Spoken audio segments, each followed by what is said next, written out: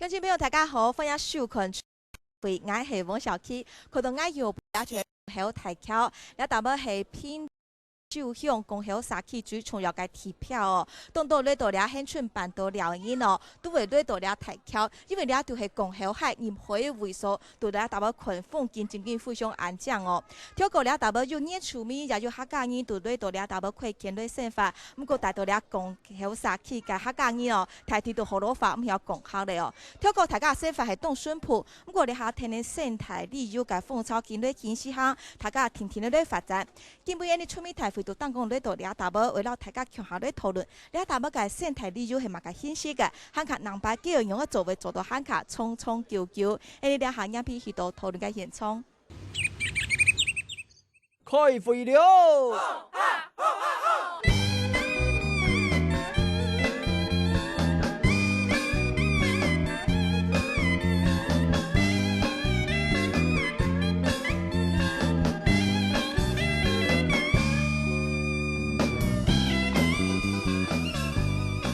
都听人讲跳呢度出面台北了下讨论嘅现场，真紧呢度了大波哦，真紧天星也发发了。来到这里恒春半岛哦，这里满洲乡的港口社区，果然看到的是他们的政治招牌，就是这金色的太阳。非常高兴大家呢不怕天气至阳晒哈，来到现场跟我们共同关心生态旅游的永续发展。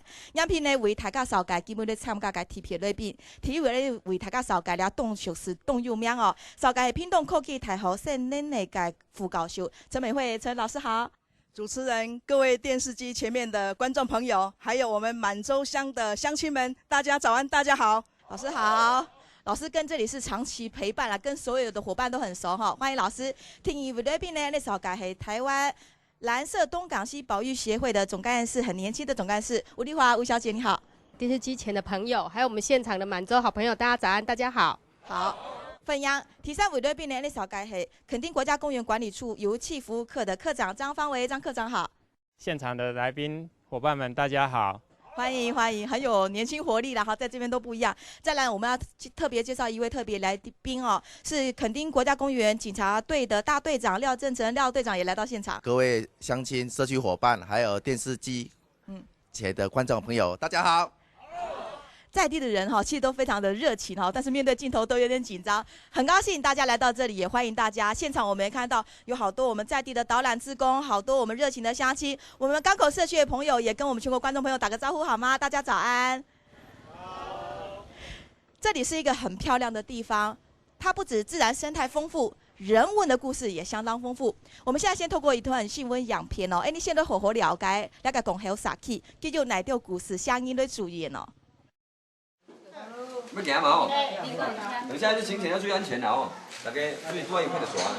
简单嘅行前会议，大家带电收听出发。按不时嘅屏东满洲光桥村贴片闹热，因为这片爱进行村民同生态嘅对话。算一个，遐记录看几只哈。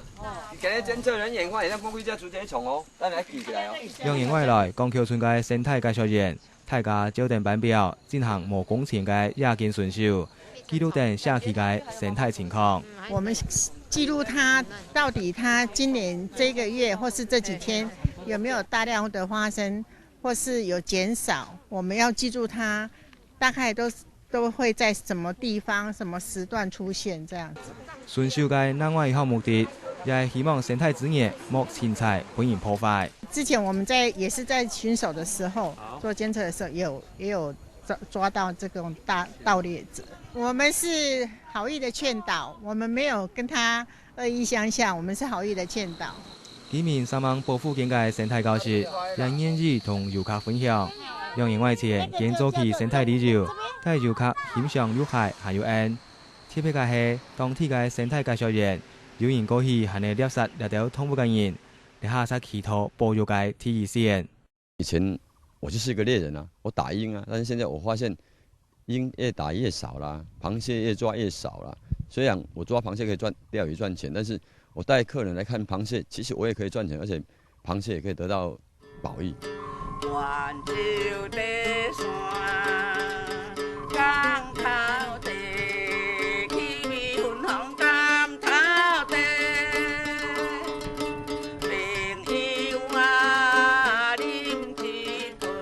到到港口村，还是听到各部级嘅满洲民谣歌手用乐琴伴奏唱出传统歌谣，同当地嘅产业还有人文，用more空旷嘅方式来传递。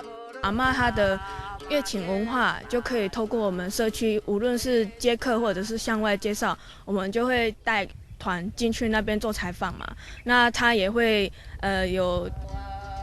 有那种意思说，哦，我的文化很重要，原来我不是老了，我也还有的贡献这样子。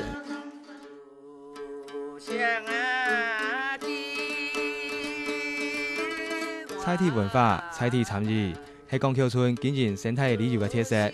唔是睇到嘅經費，係濃濃嘅人情味，還有菜地人嘅用心，愛同社區嘅故事同國家島人分享。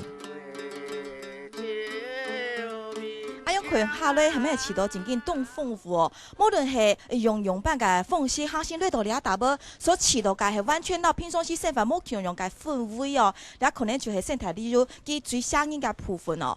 其實，在講到這個生態旅遊的部分，我們來到這邊真的感覺到這邊一種非常活躍的一種生命力在這裡醞釀，在這裡發展。最早呢，墾丁國家公園在開始結合社區推展這樣的生態旅遊，是在2005年的時候，它就開始有這樣子的一個計劃。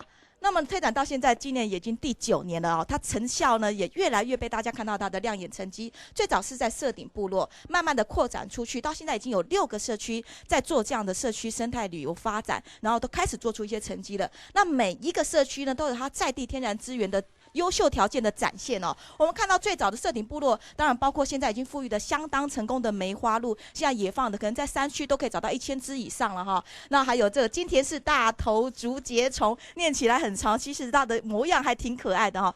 不是來到這裡還真是看不到。對於現代都會的朋友來講，這其實都是最珍貴的一種自然生態可以截取的資源。那再來看看慢慢往上延伸，我們今天錄影的現場在港口社區滿洲鄉。到了夏天的時候，就是鹿蟹的盛產期，還有灰面黃鶯，到了這些猛禽啊，到了要過境，然後呢，到南遷去過冬的時候，就會從這邊大量的在這邊經過，也是蔚為奇觀。再來里德社區也一樣有灰面黃鶯，也有熱帶森林的景觀可以看。這3個社區咯，再往下還有水窪窟，還有大光社區，還有龍水社區。所以鄉親們朋友可以看得到，整個恆春半島它這種渾然天成的自然生態，現在被發掘了。墾丁國家公園還有我們學者專家團隊，就結合這樣資源，在想在這個時代改變的社會情況之下，怎麼樣真正注重到保育，可是呢又能保育的這些觀光價值發揮出去，讓所有的人都可以親近它。問題我先請教我們陳美惠老師，美惠老師哦，他是一個相當這個極之極行的人哈，跟在地是長期陪伴。老師，我們其實一般觀眾非常好奇，對生態旅遊是覺得形象很好，印象很好。不過講起來，跟我們一般大眾旅遊來做比較，生態旅遊它到底是一個什麼樣的形式？有沒有什麼它最重要的精神價值？你先可以跟我們觀眾朋友分享一下的。在这个我们恆春半島這個地區呢，有很多在地特殊的人文產業，好，就運用這樣的一個資源去找到它的特色，然後找到特色之後呢，接下來就是要透過社區參與，也就是說，這整個資源的轉化跟利用是以在地社區居民為主體，所以不止自然資源，在地的居民也要參與，這個可能才是在地的社區生態，非常重要。所以呢，我們必須透過這樣的一個培力的過程呢，讓居民可以使用這些資源，而且是永續的使用資源，創造屬於在地的環境財跟文化財。那我們恆春半島算是很成功的案例，現在在整個台灣發展來講，我們算是先鋒嗎？在整個台灣，應該目前能夠像墾丁國家公園區這麼樣子一個很完整的體系的，應該是很沒有，絕無僅有。哇！那在其他地方可能你看到零星的單點，但是在我們恆春半島，在墾丁國家公園區裡面呢，現在是點線面整個串聯在發展生態旅遊。你看6個社區綁在一起，其實還有其他點慢慢都會在組織、再擴散出去。那當然，未來就是會有逐步擴展的可能。對，是好，謝謝老師先基本上給我們介紹這樣，原來社區生態旅遊哦，它是一個在地居民跟自然生態環境可以共存共榮的一個新的模式啦。那我請教一下我們總幹事哦，從這個的例子來看，我們在地居民如果真的要推這樣社區旅遊，你覺得什麼樣是可以把在地的這個生計也顧到，然後同時呢也可以推展觀光，這是可以做在一起的嗎？從我們這個例子來看，過去其實在以消費在地的資源，或是說以這種算是就直接取用大自然資源來生活啊，可是現在现在变是说，要让这种观念转变，其实需要有一些努力的，就是说不可能是这样子的一个直接讲说，我们来做生态旅游，大家就会一起来。对，我想这个在这过程里面，美惠老师跟垦管处他们应该做了很多的努力。那这个其实就是一种社区总体营造的一种精神，其实怎么样子让人心转变，好这件事。那其实这个社区总体营造在很早之前，其实1993年陈其南陈主委他就有提出这样子的一个口号，是发展蛮早了。对，那现在目前其实这样子的口号已经不是口号，在台湾各地它已经落实变成是一种生活的价值观。好，那所以我们怎么样让生态旅游的这个价值观变成是大家都来能够接受，而且能够相信，说我们透过保育可以让我们的资源可以永续的去做发展。像我们港口社区，我看其实发展的也蛮成熟。你看在座就有很多他们穿着笔挺的导览解说的制服，其实也很某种程度都已经很受到游客的品牌信赖了哈，所以大家还是愿意来这边。那相对来讲，大家就可以共同发展嘛哈。好，那我先请教一下科长，刚刚其实总干事有点到一个啦，过去像我们这边是有猛禽，包括灰面狂鹰在这边过境的时候，过去这边很多的是打老鹰的猎人，这里梅花鹿也富裕的很成功，也有一些捕梅花鹿的猎人，所以过去我们靠山吃山，靠海吃海，国家公园管理处成立之后，难免跟民间会有多少在生存上有一些对立跟这个冲突啦哈。那想请问，这样一路走来到现在，你们推这个所谓的社区生态旅游观光，是不是为了要转换一种这样的对立关系，然后可以双赢？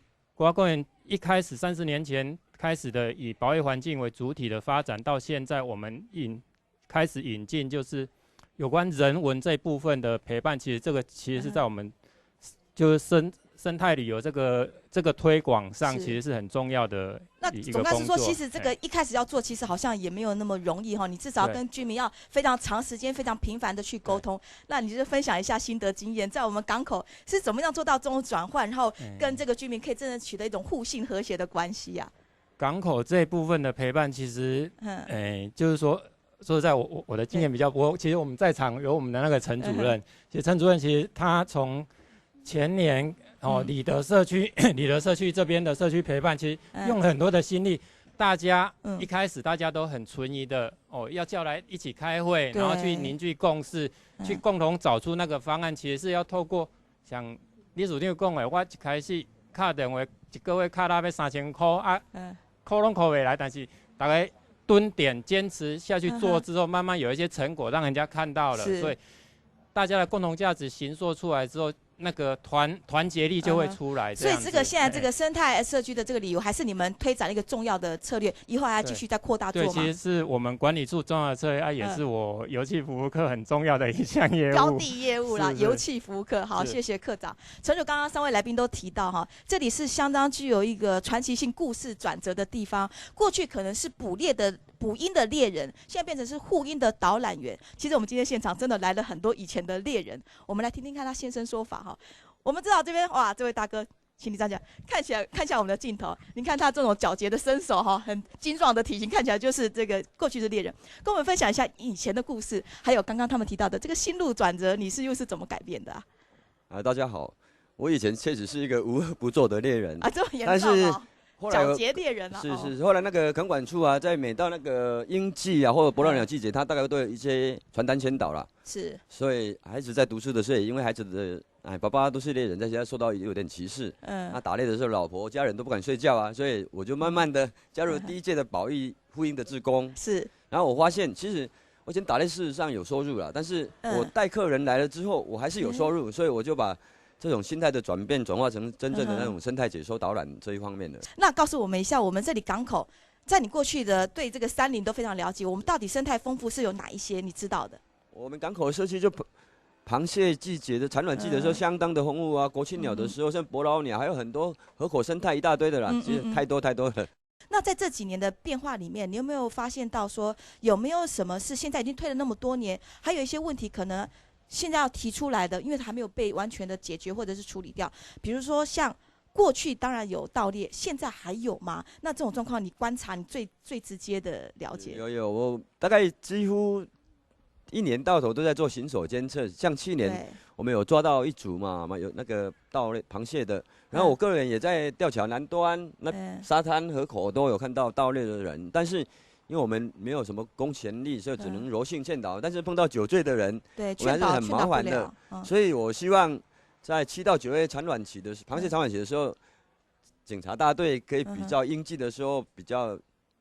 巡逻的密度比较多一点点啦，还有我们的河口旱季的时候也有一些拖电鱼的行为啊，这些河口的生态啊，螃蟹生态、老鹰生态都是我们社区很重要的生态旅游的资源，所以我们希望把它一直保护得很好。但是我们因为警力上有一些，所以我们就要麻烦国家警察大队在重点期间就比较类似复鹰的时候，巡逻的密度比较高一点点。谢谢这位，过去是猎鹰者，现在是护鹰者。那再反过来看到现在环境，大家已经富裕维持得这么好了，是不是还有一些小小的缺失或疏漏的地方，更需要绵密的安全网来保护呢？好，还有其他乡亲朋友跟我们分享到说，其实你还有观察到什么问题可以借着今天场合提出来的，请举手。这位先生，我在社顶区域那个地方，那感受到这几年来推展生态的旅游这一方面的。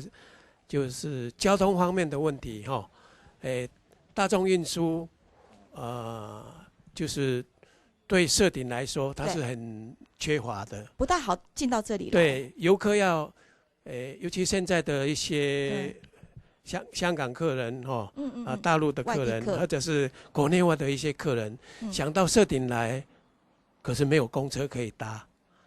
这个是一个很遗憾的问题。所以目前我们在地还没有公车系统或火车什么接驳的系统。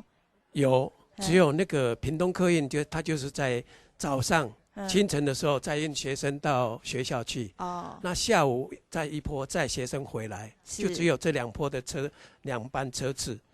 那其他就游客来的这个尖峰时段，没有车子可以搭。所以大部分可能还是要开对，我经常看到那个游客啊，尤其是一些国外的一些游客啊，要从垦丁用走的上社顶，那4公里半的路程，尤其是上坡的路段，算体验可以吗？对，那相当累。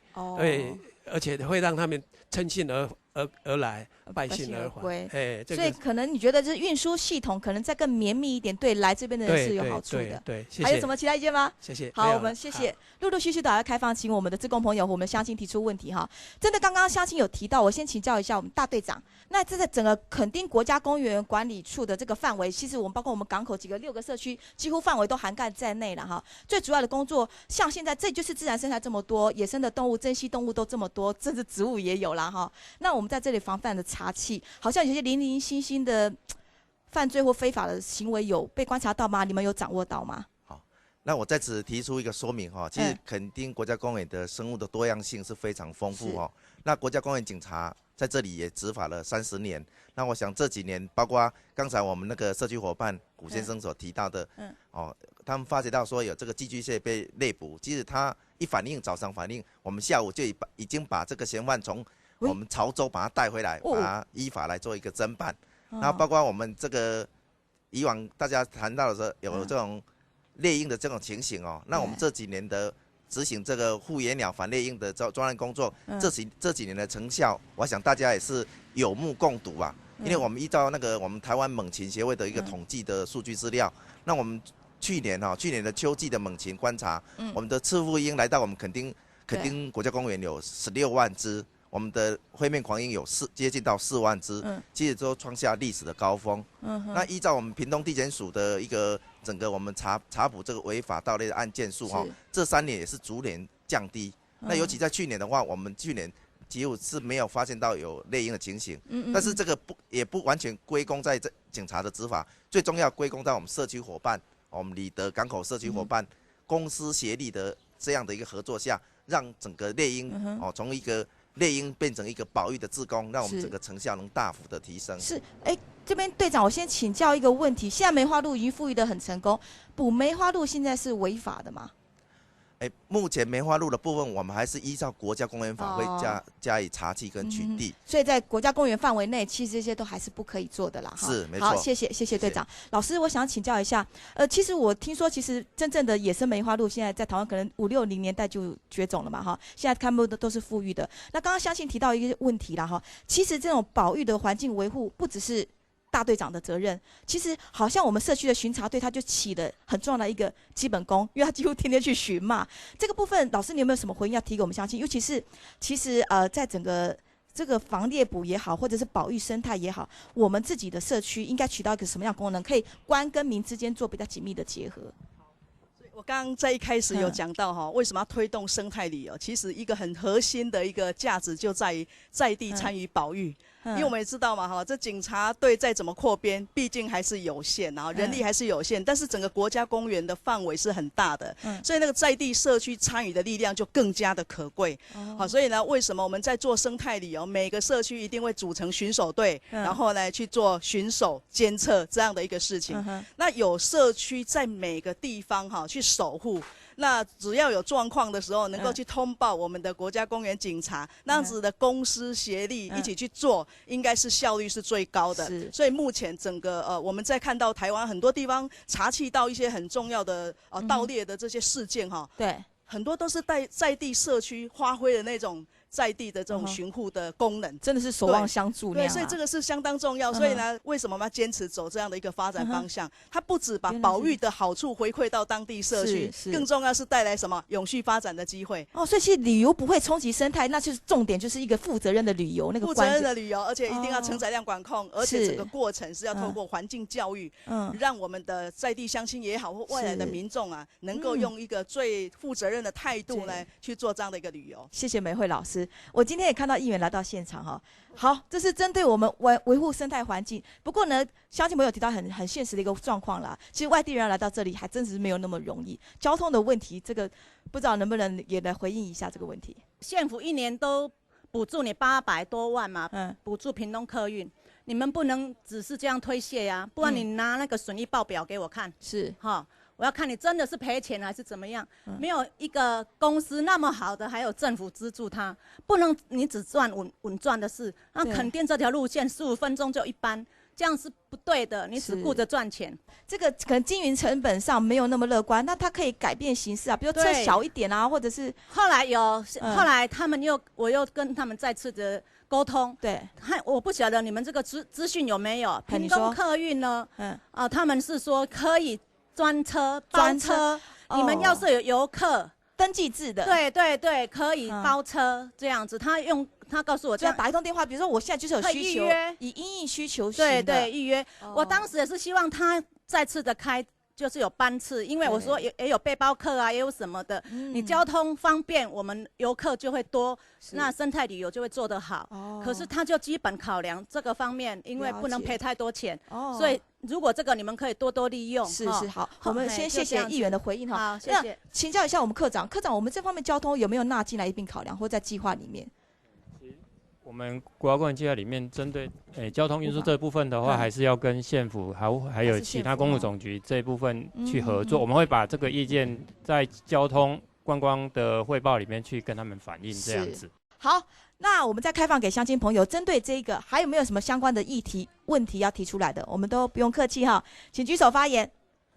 一些游客到我们那懒人溪去游览了，对，然后就很不自爱就对了。不自爱，到处乱丢垃圾，很多垃圾，而且那我们都是有人在维护，对呀。然后他就说去那边，我们那边的居民的水源在那边喝水，他到上游去带着狗去洗澡，哇，你是说你带的那些观光游客吗？对，不是我带的，是一些自己来的游客由我们导览员带的都是很遵守，对会被受约束所以那些是外地的散客，是这样吗？对，外地的散客，然后乱折花木兰看到他的喜欢的他就带回去，这样是不对的，是因为我们负责监测，还要巡守，还要去维护他的道路，对，有时候把车子开进去，道路坏掉了，完全是有点毫无章法的乱破坏一通。对，也有那种是外地游客由外地的导览、由外地的领队带进来的那一种吗？对，也有。你看到这种状况，你觉得你观察到的还有什么？我观察到的就是说，他们一个导览员带了好多人去，也没有说告诉他们说要怎样来维护我们的环境。对不对？平常你们如果自己带队，一个队大概几人？我们只能限制10位，一个人带10位哈。就是总量管制老师讲的啊。他们呢？他们是不一定的，他们有带一个游览车。那你没有办法管理了。那你们怎么沟通接洽？如果说他们真的带一大批人来，然后胡作非为、乱意的糟蹋环境，我们没有办法管制他们呢。是希望垦管处能拿出一套办法。这个问题很常见吗？很常见啊，还有一些散客他自己会进去啊。原来是这样。可是你们却没有法的强制力可以约束。没有办法。OK， 好，这个问题立刻我们就请教有关单位回答。谢谢这位大姐。实际导览人员他们是结合在地的，真的最熟悉的人去做导览。可是外地的如果没办法控制的时候怎么办呢？好，还有其他乡亲朋友要提出一样的问题吗？来，这位同学，不是同学呢，我看到你也是穿一样制服。好，跟我们分享一下。89年前来呀，沙溪呀开始做沙溪的铁路啦。错。嘿，那迄时间看到讲沙溪同道资源。生物资源也好，或是人文资源也好，看到懂道，所以那时候就开始协助他们去做这个生态旅游的这个部分。不过近年来看到年下来了，可能每一只沙溪天天，可能佢上爱2只沙溪、3只沙溪，佢可能要到搁较多。容易3年佢天天的聊啊。佢开始人家做沙溪的时间，可能就想到讲哦，年下来可能了半年。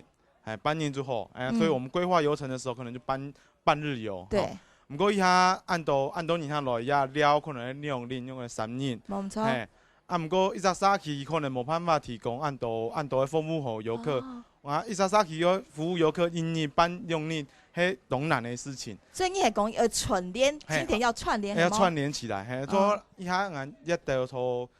要边做的事情就是，沙溪人沙溪之间可以串联起来，好，安尼可以提供更加好的服务，好，唔会讲啊，你下来呀，可能半年就这位。就好比说，像我们不是有6个生态社区吗？啊，你还有沙溪到沙溪之间，你觉得他们是现在连结有充足吗？还是你有什么建议的呢？一开始在做的时间，可能想到讲社区跟社区之间会有冲突，可能有些资源是重叠，是，可是。没发现讲，其实讲沙溪人沙溪之间，有的资源係無權用的，無權用的，錯。不過像來港口一片，可以摘茶，一摘茶一件事佢就唔係配咧沙溪油的，安尼就可以保你伊。暗不可能來到港口這邊看摸海，你石頭可能一設定看路梅花鹿，所以按你配合。其他就會看到，沙溪人沙溪之間開始有合作，開始唔會年下唔會，我人搶安尼唔會，就順的安尼做下去。我想喺未來一片沙溪要作為一種重要的方向。好，非常謝謝這位小阿哥哈。其實講到這裡的社區，每一個社區都有各自一個社區之寶。彼此怎麼樣串聯哈？可能這個我們相關單位還有我們的學者研究團體都要在這方面再多做一點設計哈。好，還有在鄉親朋友要提出一些問題看法的嗎？好，這位先生你好。主持人好，那我今天呢要提的就是呢，我們在過去我們里德社區呢都是靠着山坡地來種植這個番薯啦或是那個玉米來維生的。那現在呢，自從國家公園呢70年成立之後呢，變成說，那現在只剩下的是就是說原住民，他有辦法，就是說原住民可以辦理那個山坡地保留地嘛。對。那其他不是原住民的就不是人了嗎？所以你是說在生活上會受到法的限制嗎？對啊，當然啦，因為你現在原住民有可以申請山坡地保留地嘛。對。那其他不是原住民的呢？你要叫他們幹什麼？那這位大哥可以跟我們講嗎？其實你們實際上生活受到的限制有哪一些具體的東西？其實很多了，像我們私人的，譬如說你私人的土地上面，然後你要新建一個雞舍來講，你就要去經過申請。那你去申請的時候呢，你會經過很久的時間，它才會下來。變成說你就變成不能說任意隨便去新建就對了。哦，所以其實這在地存在的困擾應該蠻多年了哈，因為從有法。對啊，因為從我小時候就有了。是哈，那政府都沒有相關的補償或者一些配套措施嗎？你感受到？沒有，直到現在有在做就是培育我們做那個生態導覽。哦，現在可能就這個方向要做，那你覺得這個方向你做起來覺得如何呢？是還好啦。好，還可以再繼續進步啦。好，謝謝。另外還有一個問題，那现在呢，就是有一个问题，就是你保育台湾猕猴这个问题，实在是当初你可以说看不到一只猴子，现在呢，猴子跑到你庭院来了。像今天就好，今天就这个时节呢，是我们的玉荷包在生产，是大量生产期。那你还没到啊？对，就是奶鸡啊。我知道，就是猴子偷吃玉荷包吗？不是偷吃而已，它是整个把你破坏掉，整个拔走这样。因为你农民种得很辛苦，到了今天收成了啊，那你猴子现在又保育。又不能，你认为说我的玉荷包再过几天我就可以收整了，但是他今天就来帮你采光光了。您的意见我们听到了，谢谢这位乡亲。其实在地居民哈，这个环境保护生态呢，保育生态跟这个人民的生计是不是一定会冲突？有没有解决办法？当然还是要请教专家。你先协会下，杨皮狗准咯，你出面台会该讨论现冲。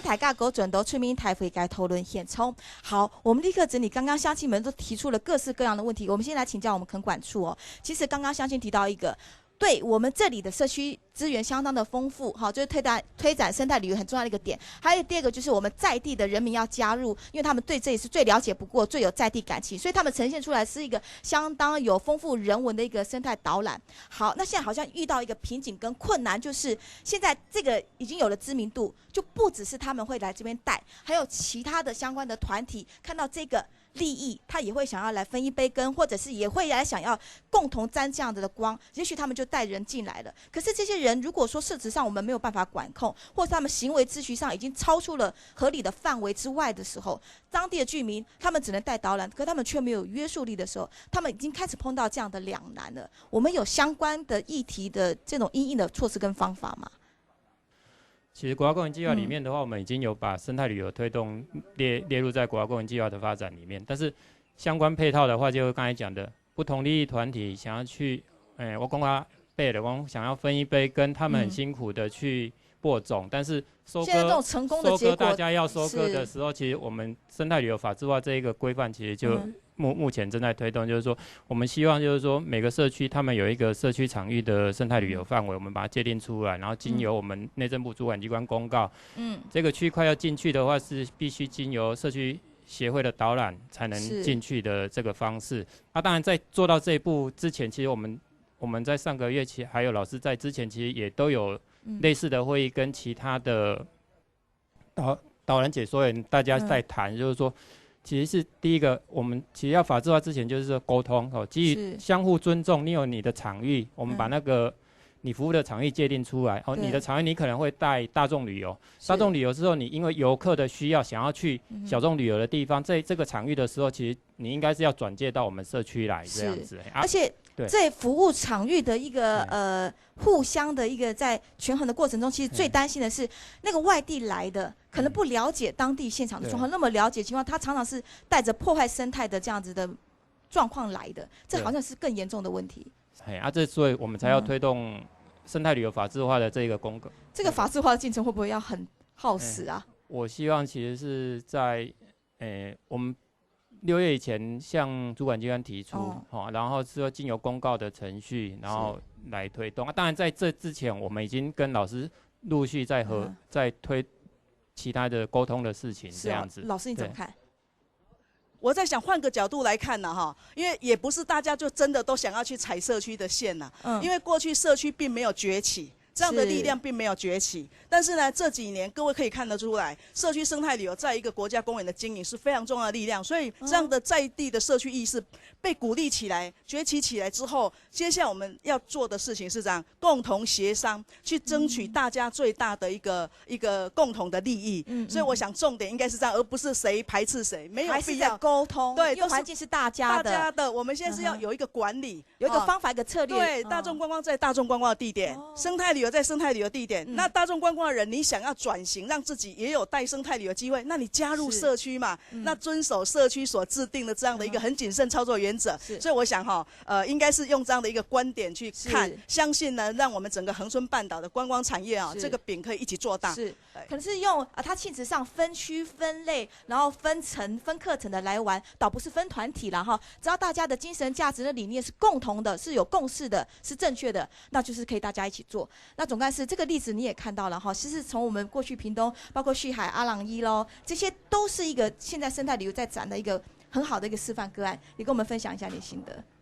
那个其实生态旅游很重要的就是说，在地的人说在地的故事是最可以能够打动人心的。对，没错，因为如果说我自己本身啦，虽然我嘛是乡村的新妇啦哈，但是我到底家其实我要讲出港口的故事，那不如港口人来讲港口茶。好，那所以其实这个魅力就是应该还是要在地人来说。那我会觉得说如果以刚刚讲旭海观音鼻自然保留区来谈的话，其实当初要划设这个保留区，其实也经过一段的冲击，因为在地的居民也还不愿意接受。所以就像诚如刚刚美惠老师所提到的，这个沟通是要在法制化之前，其实应该要先做一个沟通。如果说沟通大家都能够接受，那其实反而法定制定了之后，比较容易来执行的。原来是这样，好，非常感谢。你大家都讲到那个问题其实呢，大家就强用个想法，然后就会对你人白发展生态旅游观光会最有好处的哈。我们来看到，其实生态旅游它有几个重要的一个精神价值。为什么我们包括陈老师在内，我们那么多的志工导览人员都是在努力、孜孜不倦在追寻这样子，就是希望能够达到一个最人跟景之间的和谐。第一个呢，一定是用最低环境冲击的经营方式在做的。那再来呢，就是他们一再提到的，就是这个游客总量的限制，不论是团体呢大还是小，还是它的参观的数目，这都是要有限制的哈。再来呢，必须支持当地的自然资源跟人文保育工作，用在地的产业结合在地的人来诉说故事，这是最理想。再来呢，要尽量使用当地居民的服务跟载具，然后呢，还要必须提供游客自然体验为旅游的一种重点了哈。再来还必须用了解当地自然文化的解说员，一再的都讲到说，尽量在确保这些动植物还有生态环境不被干扰、环境不被高度破坏的情况之下，我们可以治理的范围。不过呢，再说回来，像我们开始要有一些具体的策略跟做法在经营这一块。刚刚乡亲朋友也提到一个很好的问题，这里不只是港口社区这么丰富的生态，整个恒春半岛都有它非常迷人的魅力。那现在已经在开始做的、在推的有成功的6个社区。那社区跟社区之间要怎么样做紧密的串联，这可能也是会受到大家关注的一个问题。科长，我这边就请教，其实现在开始抬头以后，都受到了全国的乡亲朋友或者是游客的众议，想要来到这边。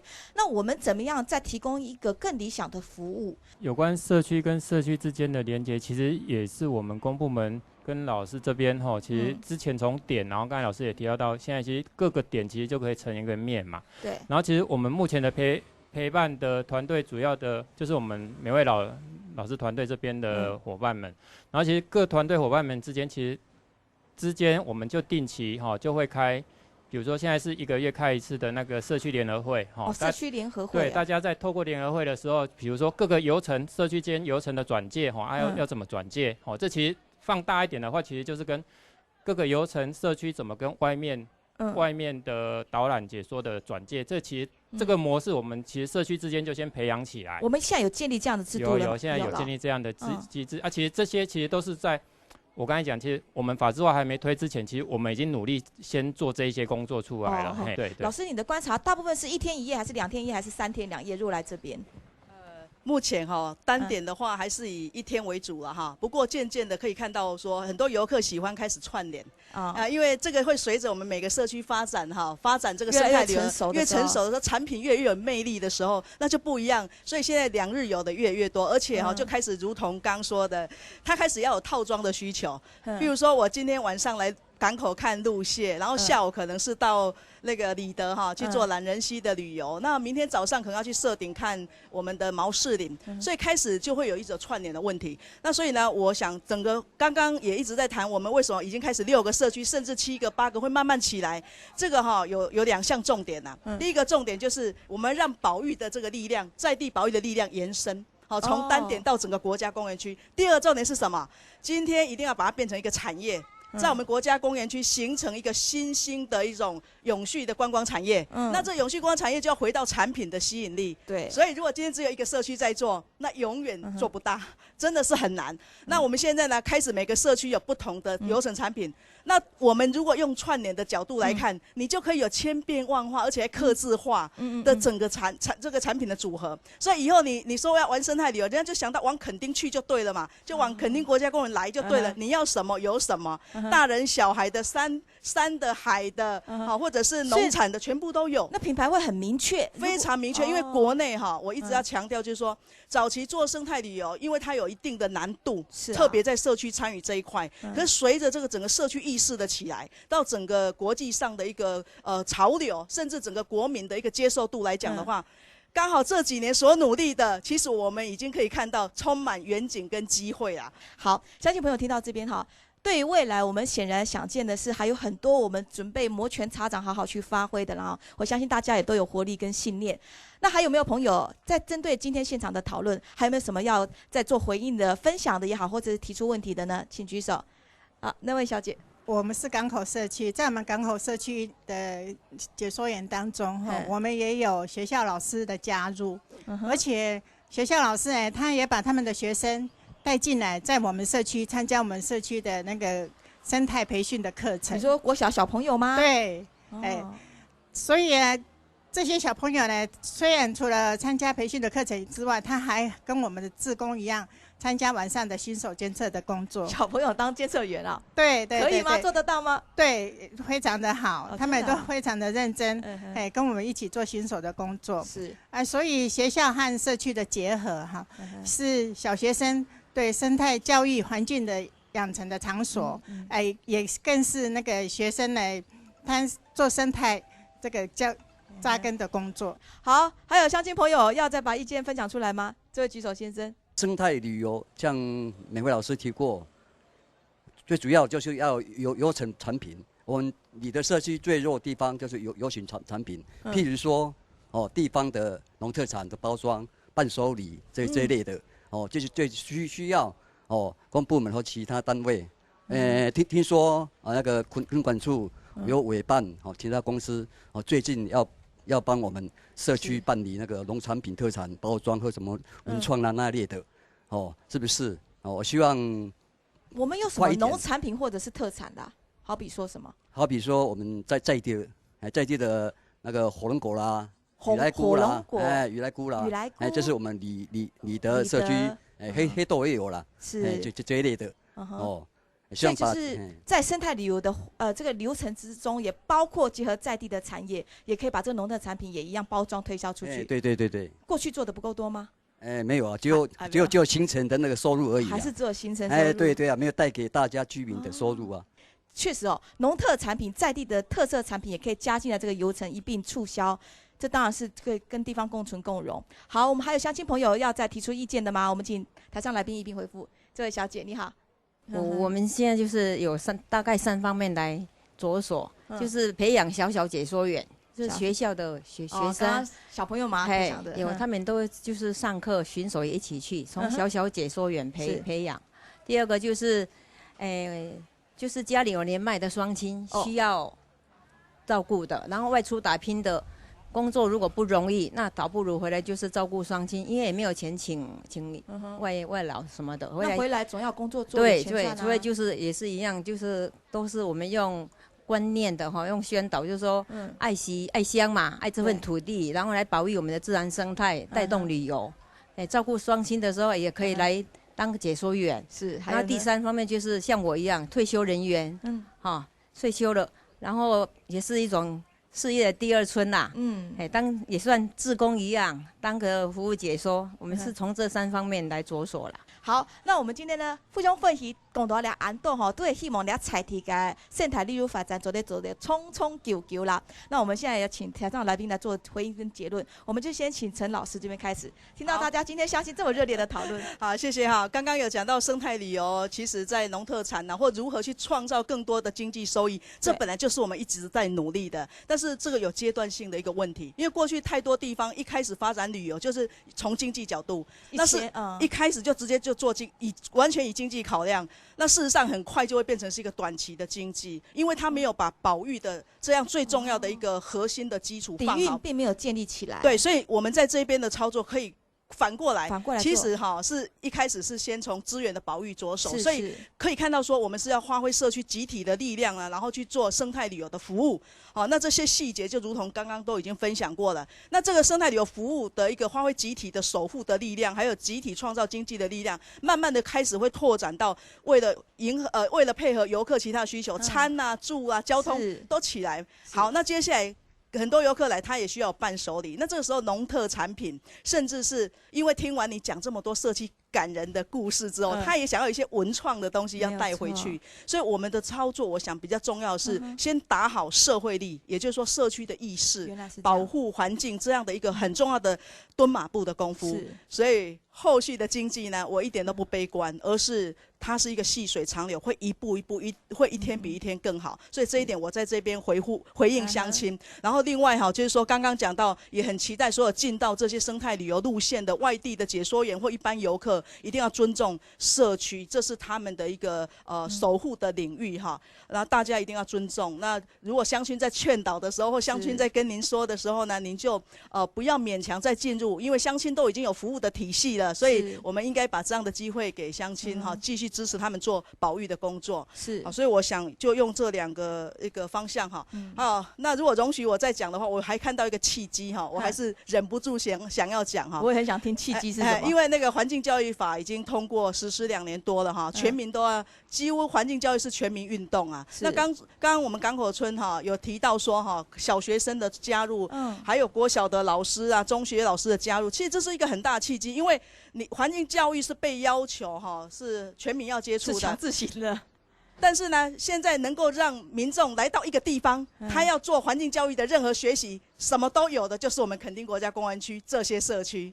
所以呢，我们这里除了生态旅游的服务，事实上我们看到的是一个教育的场所了，教育的场域。所以以后全国各个各级学校，他想要印证课本所学，就来垦丁国家公园区这些社区就对了。好，所以我想我们要做的是，我们所要扎根的经济就是这种根经济，就植根于在地，别人没有办法复制遗址的这种经济，就是我们现在在做的事情。所以时之所趋啦，哈，这是整个现在环保整个生态都是一个世界的潮流。那我们在地的资源如果好好的运用，再透过一些很细腻、很精密的一种策略，慢慢的去扎根，然后去发展，这绝对是大有可为哈。我看到乡亲还有要发言的是吧？我们也请他做补充发言。我就想说，我们这边很好的那个农作物黑豆，然后来到我们港口村还是满洲，我们港口村是有黑豆，还有港口茶。然后对我是想说我们的包装，还有就是让客人来到我们这边就想到我们港口茶，还有我们的黑豆，来到我们这边，我们是不是把我们的那个包装，要包得很显眼，因为他来的时候，我们那个包装，我们的港口茶也是品质蛮不错的，还有那个黑豆最早期是我的阿嬷，她会教我们做黑豆腐。那现在我们社区也有在做那个，就是 DIY， 我们有体验，对，还有现在社区里面还有一个很年轻的那个厨师，他会做一种那个就是蜜汁的黑豆，那个是很新的做法，可是也不好做。包装起来，这样游客很喜欢对啊，我想说借由我们这个贵节目让我可以宣传我们满洲乡有这么好的那个农作物。其实我觉得通过你们的生态旅游就能够吸引人了。我想说借由这我们贵节目让宣传更多人知道，有黑豆还有港口茶，希望我们的包装还有我们老师帮我们把我们的包装好一点。对，好，产品的销售服务可能也是一个专业还是需要专业的团体和机关单位的经费啊，或者是设计一些智力的协助啦哈。好，那我们再把这个回应的时间交给我们总干事。刚刚其实很多的伙伴也有提到，比如说在这个怎么样子做这些产品的设计上面。那其实很重要，就回归到我们在地的这个油层的包装，因为所谓的食衣住行娱乐全部都要涵盖这个里头来，那才不会是说只有好像达湾解说员在有油层的费用，那其他人都好像都没有。所以这个地方要发展，一定是整个产业面都要连接在一起。是。那所以这些食衣住行反而是在我们的油层设计里面，怎么样融入说在地的食材，我们的在用餐的过程里头，就适当的将我们的港口茶融入，那适当的将我们的在地的山蔬，再将我们在地的雨来菇都放进来。那其实游客他在透过游程过程里面这种品尝，他就会能够感受到我们在地农特产的魅力，那他就可以有办法来去算是购买我们的这个产品。这个是一种潜移默化的行销的策略哈。不过很多就像刚刚夏欣讲到，他们是农民，他们是素人，对这方面有想这么做，但不会这么做，怎么办呢？谁来帮忙？所以这个部分就是需要跨部门的一个合作哈。那跨部门的合作，除了我们自己社区的发展，那当然结合农会系统、合作社、产销班，甚至是文创的一种设计的工作室等等，这个都是要连接进来的，不单只有一个社区单点自己在操作。那甚至是刚刚有提到，就是说这些业者跟居民的这种辅导哈，因为其实我们过去以来都是比较是惯行农法在进行我们这些农作，那但是我们的在保育动物的过程里面，我们的环境可能是比较无毒的环境跟空间。那其实这个业者我们要去让他们知道说，我们的农产品是要朝无毒去发展的。那这样子的话，其实游客来他食的健康，他也能够更增加我们在地的农产品。也还是要转变哈，对，没错，也是要去调整哈。谢谢总干事。科长，我们第一个国家公园30几年了哈，这个法的全面通盘的大检讨，真正符合在地或者是与时俱进，这方面也做个回应跟结论。对，其实法的部分，我们其实大家要了解，我们国家公园法在60年的时候总统颁布嘛，然后一直到71年的时候，国家公园计划公告实施，然后我们管理处73年成立，1月1号成立，到现在其实也真的是30年了。其实30年的一个孩子真的算是成年了啦。是啊。所以其实我们从保育的计划一开始，在这个区域环境里面去维护，已经有一段时间了。当然刚才总干事讲到的，我们也在转型，就是我刚才脑袋也想到的4个，就是利民心声，这部分其实是很重要的转折其实我们单位的预算有限，所以我们处长陈处长他其实在去年花了1年的时间去找了地产基金，也找了农村再生的经费，投入到横向，这其实是政府很重要的一环，因为政府就是针对老百姓，它就是一个团体而已。我们怎么去把有限的政府的资源是妥善的分工合作到需要的地方去这其实也是水保局他也有在转型，在努力。他以前都是做山上的水保设施，可是他现在已经把经费投入到农村再生这一块。然后经济部也有我们争取到的地产基金，就刚才我们总干事讲的，其实我们未来3年的话，也有将近1200万的，其实会投入到产品的，就是以社区为主的开发去把产品做出来，这样就是在社区发展这一块开始会有一些对，以社区为主体的那个产品会出来。好，谢谢科长，大队长。国家公园的警察队愿意当各位社区伙伴的后盾。那我们有设一个，我们的勤务中心有设一个保育专线就是0800885996，是就是我们的保育候鸟专线，那也是我们一个24小时的一个保育专线。那各位社区伙伴如果有发现到需要国家公园警察去执法的需求的时候，也欢迎随时电话，我们会立即请我们的同仁给你最大的协助，来让我们的社区的环境保护跟生态的保育可以达到一个最佳的效益。是，所以大队长包括各种他们游客行为的规范，甚至当然比较夸张的就开始违法捕猎这些行为。只要我们的导览志工，只要我们的社区这边一有发现，这边都是可以串联的。没错，那个国家公园警察最主要是在自然环境的保护，还有生态保育。所以如果有相关的对我们环境的一个影响的问题，我们也欢迎常常利用我们的保育的专线。那我们24小时会为各位来做一个服务。报告完毕。好，谢谢大队长非常客气，大家一起用心来维护啦其实在地的村民们真的是在地生根的力量，就像我们陈老师讲的，这是一个蹲马步的过程，大家马步的这个脚步已经扎得很稳实了接下来呢，等你大家看卡大便好好的走，都会希望大家抓啦，你推翻真正安好安降嘅环境自然嘅保重这本大家都好好用熟嘅利用，了解去你呢村民台会基本对到了大伙会做了最深层嘅讨论当然也非常感谢大家收看，感谢大家参加，你下2礼拜再会。谢谢大家，谢谢。